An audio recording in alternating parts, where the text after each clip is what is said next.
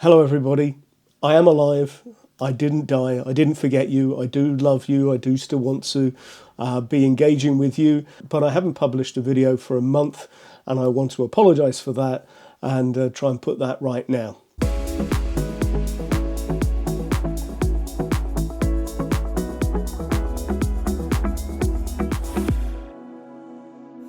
Hello there and welcome to the channel. First things first, I'd like to say a massive thank you to everybody who has subscribed to this channel, anybody who's watching it. The channel has just ticked over 3 years in operation.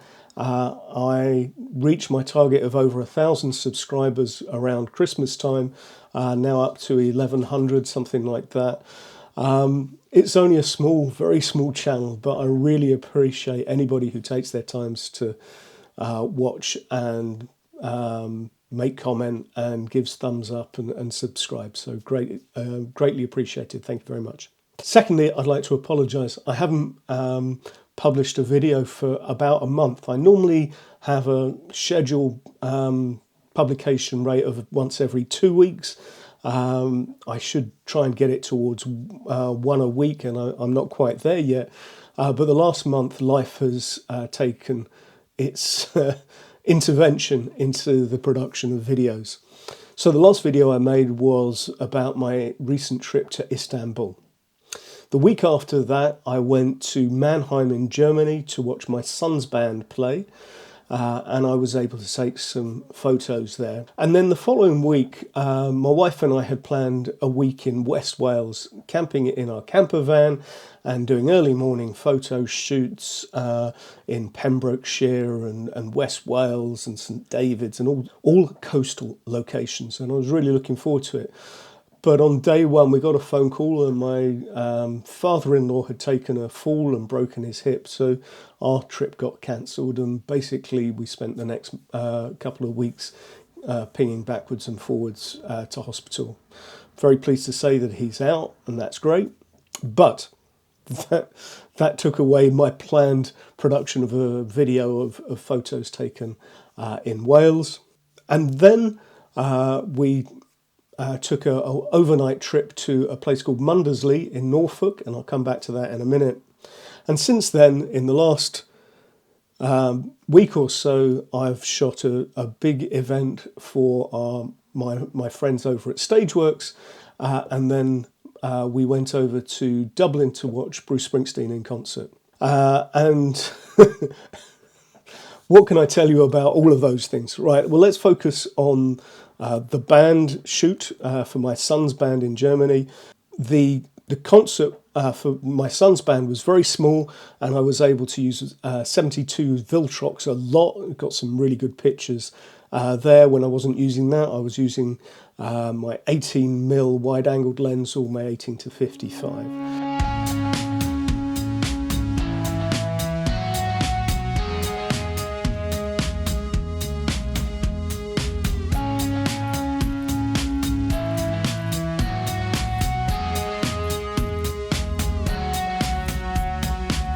I was shooting largely at either 32 or 6400 ISO, wide as possible, and I think I'd set my aperture, my shutter speed at about 1/200th of a second. In terms of the big show, much the same. I was shooting with two cameras, the X-T3 and my X-T20. One I had the Viltrox 72mm on, or my 35mm Fuji lens. And on the other camera I was using the 18-55 to get group shots and wider shots, and the 72 for getting more vignettes from the stage.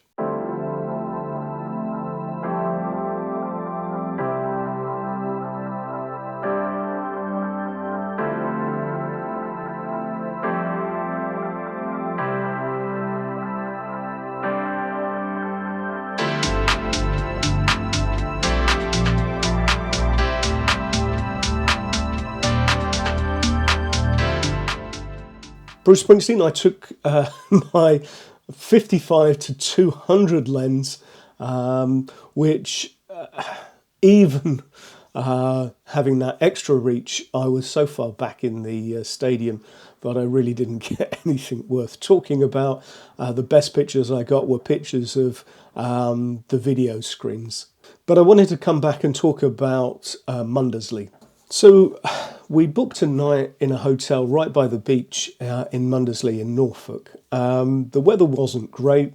When we got there it was raining, but I went out to scout some locations for the morning, hoping that there might be a decent sunrise, if not some cloudy, moody type sort of feelings for the morning. And I packed up my gear ready for the morning, so I sort of crept up and went out, and it was really grey and damp and grey and not very much happening.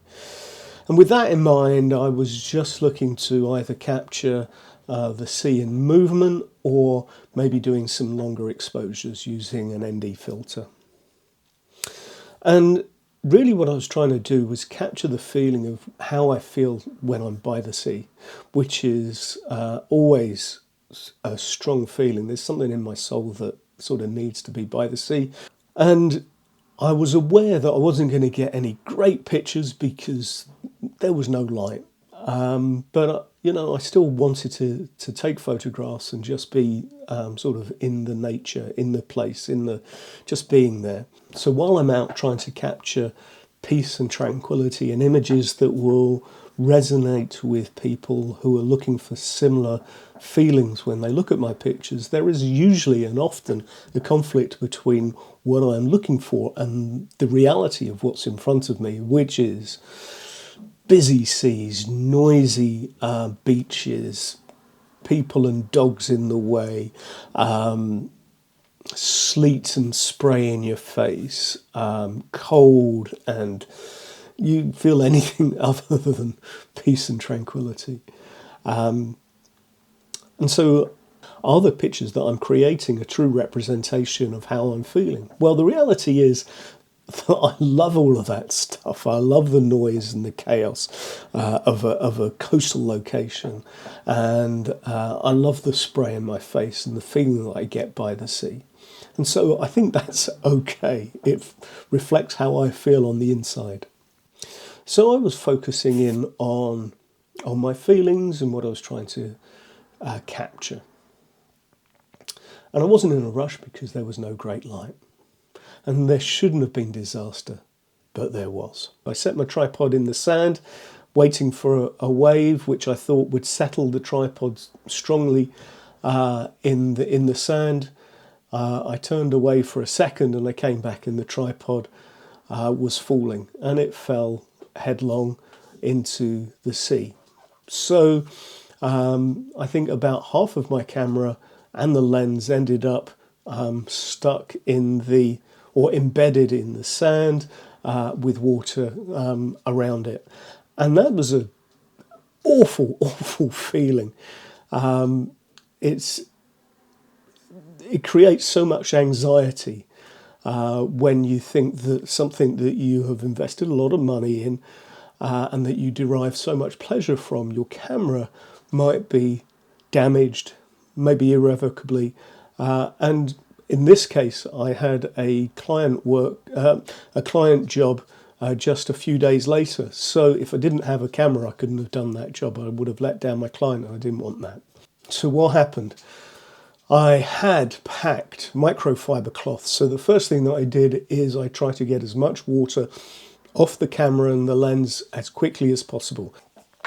So the next thing that I did is that I took some lens wipes to the camera and the lens to try and get off as much sand as I possibly could.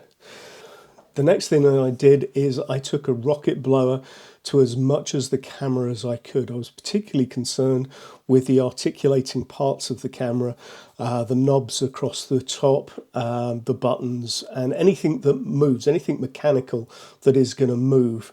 I was trying to make sure that I could get the rocket blower in to try and get out as much sand as I possibly could. Just trying to move the aperture and shutter and ISO dials on the camera. you could feel that there was resistance, you could feel that there was sand in there. So kept on manipulating these dials as much as possible to try and, with the rocket blower, get as much out as possible. I then obviously cleaned off the contacts between the body and the lens, and cleaned up the lens as best as I could.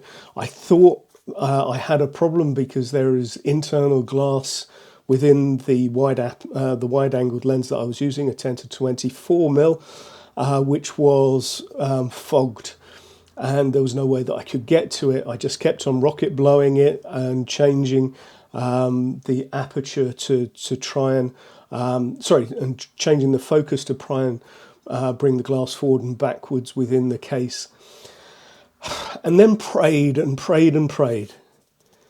And I'm pleased to say that the camera is still working and I'm recording this video with it. So, fingers crossed, let's keep on going.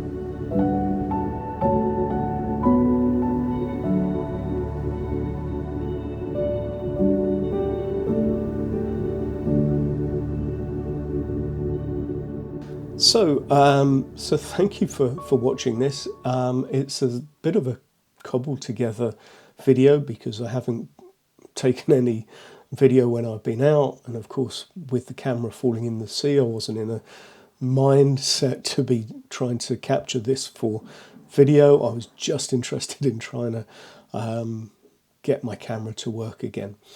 But I hope you like the pictures that I did capture there. I think they'll always remind me of that time when I should have taken a little bit more time and a little bit more care. But thanks very much for watching. If you've enjoyed it, please think about giving it a thumbs up, maybe consider subscribing. So thanks very much for watching, and bye for now.